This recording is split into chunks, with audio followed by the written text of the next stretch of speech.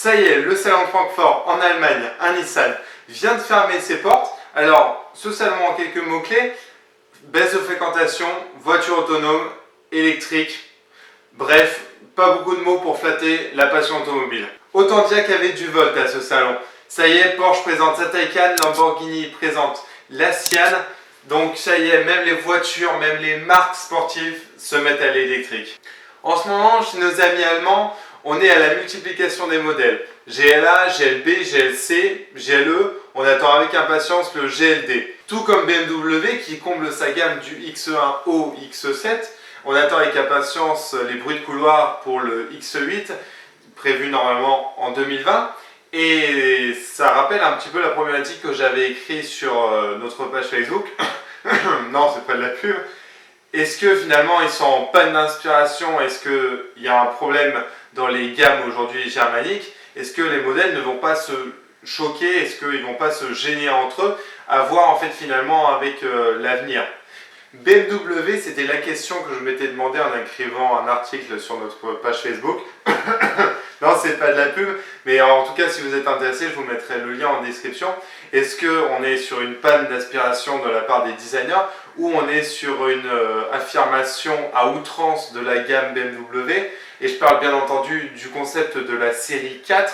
Regardez-moi, c'est net cochon, on n'est plus sur du gros, on est sur de l'énorme.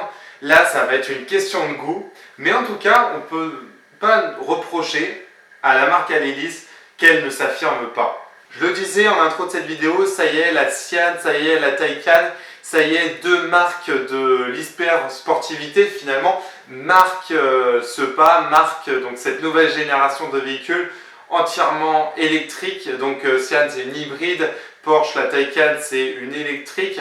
Néanmoins, elle garde l'ADN en fait des deux marques et c'est ça qui fait plaisir.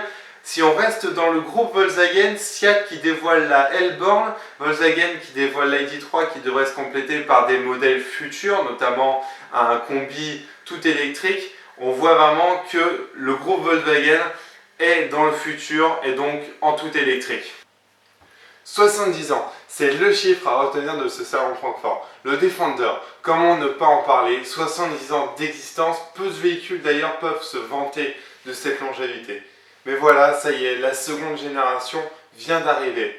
Alors, dans le monde des 4x4, il y en a qui se sont parés d'agréments technologiques, qui ont évolué technologiquement, et d'autres qui ont totalement perdu l'âme des véhicules qui les précèdent. Comme vous pouvez le voir dans cette vidéo, que je vous mets juste là, ça y est, le groupe Land Rover Jaguar qui a dévoilé ce nouveau Defender le met dans les conditions extrêmes et montre que c'est quand même un baroudeur qui n'a pas perdu son ADN.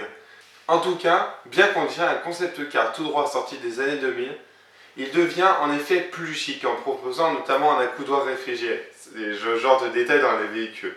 Ce Defender n'a rien perdu de ses atouts en termes de tout-terrain, comme le montre la vidéo de la promotion. Du côté français, rien à se mettre sous la dent. En plus, c'est pas comme si nos marques étaient à court de nouveautés. La Clio 5, le Peugeot 208, l'Alpine A110S si on part du côté sportif, le Peugeot 3008 hybride.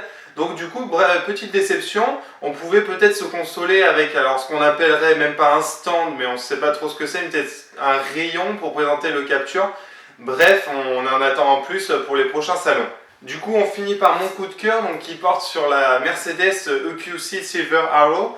Comme son nom l'indique, c'est une voiture, donc un concept car électrique qui rend hommage aux voitures de course qui couraient dans les années 50. Donc voilà, je l'adore pour son look et pour ses lignes qui reprennent parfaitement les anciennes petites voitures qui couraient dans les années 50 et avec la technologie d'aujourd'hui, donc l'électrique. Ma petite déception, c'est bien sûr la Honda i, 35 000 € pour seulement 200 km d'autonomie. On a vu bien mieux, donc à se demander si ça va être plutôt un accessoire de mode qu'on saluera, surtout pour son style, plutôt que ses prouesses technologiques. Et le 24 octobre, alors il y aura le salon de Tokyo, et ben on n'y sera pas. Par contre, on sera au salon de Lyon le 27 septembre, et on a hâte d'y être. D'ailleurs, on les remercie fortement pour l'accréditation presse. Donc on vous voit là-bas.